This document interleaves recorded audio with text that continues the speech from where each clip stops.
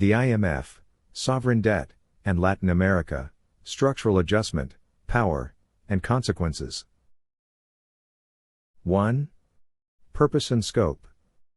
This report rigorously synthesizes the historical trajectory and policy mechanics by which sovereign debt crises in Latin America intersected with International Monetary Fund, IMF, conditionality, emphasizing instruments, incentives, and distributive effects rather than personalities.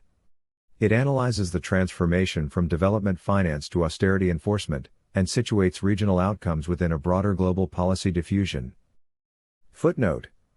This section states the report's objective: to analyze IMF Latin America dynamics through law and political economy lenses. 2. Institutional origins and mandate. Established in 1944 at Bretton Woods, the IMF's founding purposes included exchange rate stability, balance of payments support, and crisis prevention. The institution's operational shift is traced from lender of last resort rhetoric to creditor enforcement practices, especially where program design prioritized repayment capacity over domestic welfare metrics and democratic budget setting. Footnote. This section outlines the IMF's original mandate and its subsequent functional reorientation in practice. 3. Import substitution development context. Mid-century Latin American states pursued rapid industrialization behind tariffs, state ownership, and consumer subsidies to sustain social peace. External borrowing smoothed fiscal gaps and financed infrastructure, enabling short-run growth while embedding balance of payments fragility due to import dependence and hard currency liabilities. Footnote. This section describes domestic development strategies that heightened external debt sensitivity. 4. Global liquidity and debt accumulation, 1970s. Petrodollar recycling produced abundant dollar credit, and Western banks expanded sovereign lending across the region. Governments borrowed to fund capital projects and social programs, creating maturity, currency, and interest rate risk concentrated on public balance sheets and ultimately socialized through fiscal accounts. Footnote.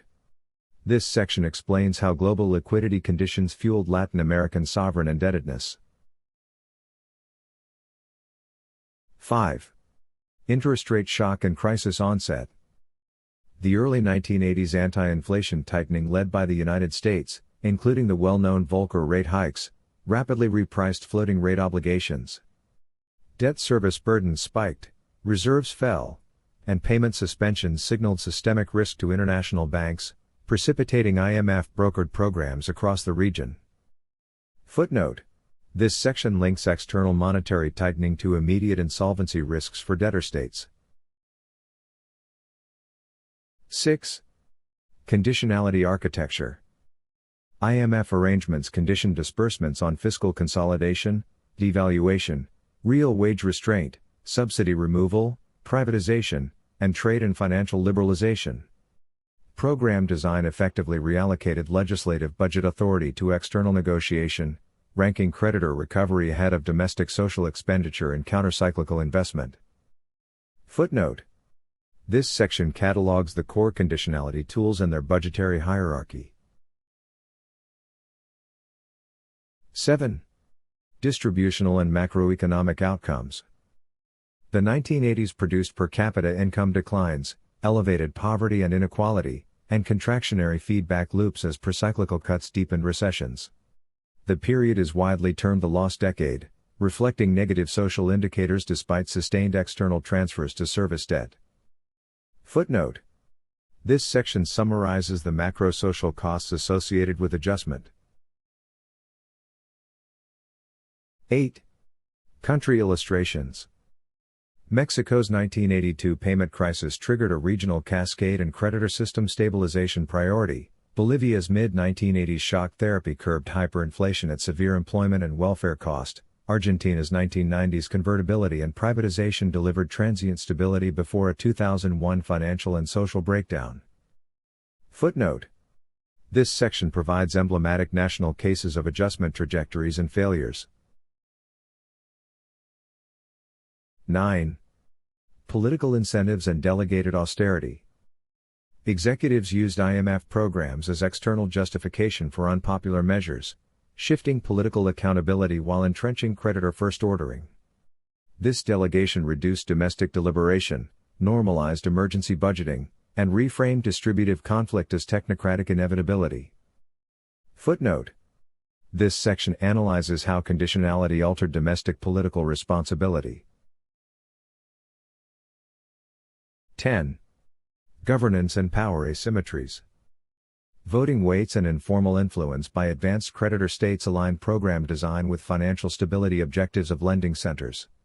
Sovereignty constraints emerged through term sheets, performance criteria, and review calendars that subordinated local policy priorities to cross-border balance sheet protection.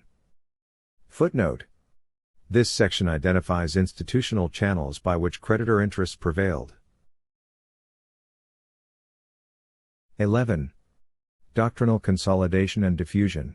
Policy templates, trade liberalization, fiscal austerity, deregulation, and privatization became the Washington Consensus and later traveled to other crisis sites, including parts of Asia in the late 1990s, Russia in the 1990s, and Greece after 2008, with analogous distributive effects.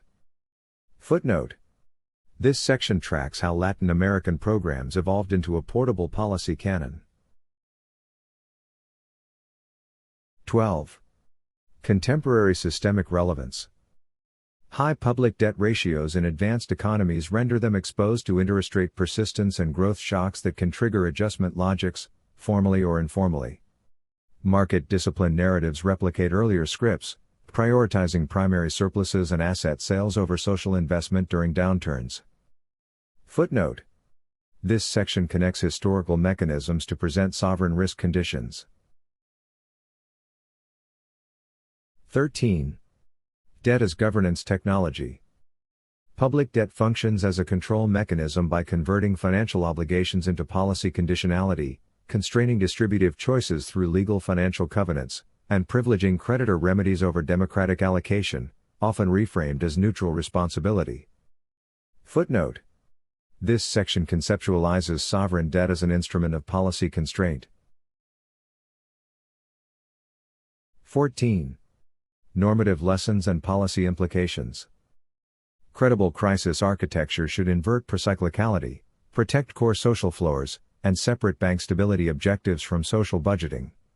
Legal reforms might include state contingent debt clauses, automatic social protection stabilizers, domestic deliberation guarantees, and transparent burden sharing with private creditors. Footnote. This section advances design principles to mitigate creditor-biased adjustment and protect welfare.